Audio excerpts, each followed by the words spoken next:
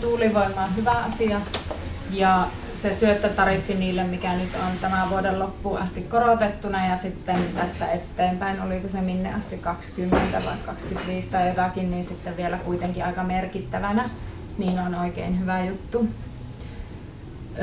Ja kokonaisuudessa näkisin, että tuulivoimalla voisi tuottaa ihan oikeasti merkittävän osan Suomen sähkön tuotannosta, jopa 1/4, ehkä vähän enemmänkin. Jotta niin iso osuus voidaan tuottaa, niin se edellyttää sitä, että kehitetään sähkön varastointitapoja. Toisin sanoen se, että kun tuulee, niin sitten sähköä pykätään johonkin ja sitten kun sähköä tarvitaan, niin niitä varastoja puretaan. Niin näin näkisin. No sitten taas tähän niin kuin, ikään kuin Kainuun tuulivoimatilanteeseen, niin tuntuu, että niitä lähdettiin siis tekemään tosi kiireellä, koska se korotettu syöttötariffi loppuu tämän vuoden lopussa, niin kuin tuottajat halusivat ne puistot mahdollisimman nopeasti pystyyn. Ja mulla on pikkasen semmoinen olo, että se mihin niitä nyt on alettu kaavoittaa ja tekemään, niin riippuu ihan vain siitä, että mistä UPM tai Metsähallitus sattuu omistamaan maata, jos siellä sattuu tuulemaan riittävästi. Niin sitten ne on niin kuin ikään kuin katsonut, että okei, me Metsähallitus, meillä on tuolla ja tuolla ja tuolla maata. Sitten ne on katsonut tuuliatlaksen, että okei, että hei, että tuolla tuulee tarpeeksi ja me omistetaan sieltä maata. Aletaanpa kaavoittaa sinne tuulipuistoa ja myydään se sitten jollekin vaikka Taaleri-Tehtäjä-Loisteen yhteenliittymälle. Niin okei, no on tämäkin nyt tapa saada sitä tuulivoimaa ja toki ne niin kuin maiseman vaikutuksen saa helposti minimoitua tai poistettua sitten sillä, että ne käyttöiän jälkeen niin poistetaan ne tuulivoimalat. Mutta optimitilanteessa minä ajattelisin, että niitä tuulimyllyjä laitettaisiin sinne, missä jo ihmistoiminnan jälkiä näkyy. Eli siis jotakin teollisuusalueita tai jotakin tällaisia, missä ikään kuin jo valmiiksi on niin kuin ihmisen jälkiä paljon, niin sinne.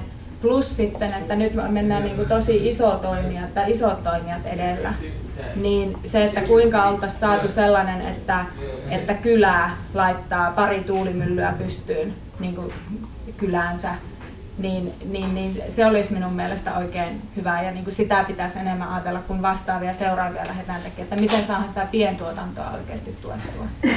Mä oon siis miettinyt tätä tosi paljon, koska meiltä vihreiltä kysytään aina, että no miten te sen energian sitten tuottaisitte, kun ei saa rakentaa Fennovoimaa ja ei saa rakentaa Olkiluotoa ja ei saa vesivoimaa ja ei saa laittaa tuulimyllyjä, niin mitä me sitten tehtäisiin, niin sitten minä olen lähtenyt miettimään, että mitä me sitten tehtäisiin.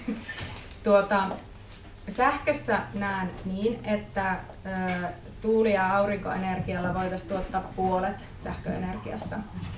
Ydinvoimalla Olkiluoto 3 olisi niin kuin ikään kuin ainoa, jos se nyt sieltä joskus valmistuu, niin sitten se niin kuin tuottaisi sen osuutensa.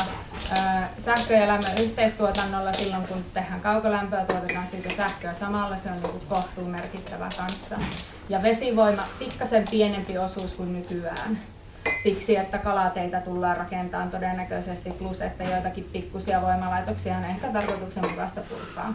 Tällä hetkellä niitä ei ole kehitetty, koska hyötysuhde on kohtuu huono, mutta se, että kun ikään kuin siihen laitetaan niin kuin paukkuja ja sitä hommaa aletaan oikeasti tehdä, niin tekniikka kehittyy. Esimerkkinä se, että aurinkopaneelien hinnat on tippunut vuodesta 2007 tähän päivään mennessä 80%. Niin ikään kuin ja ihan muutamassa vuodessa, siis 5-6 vuodessa tippunut noin merkittävästi. Niin se, että kun jotakin aletaan kehittää, niin kyllä se siitä kehittyy ja siitä tulee myös taloudellisesti kannattavaa.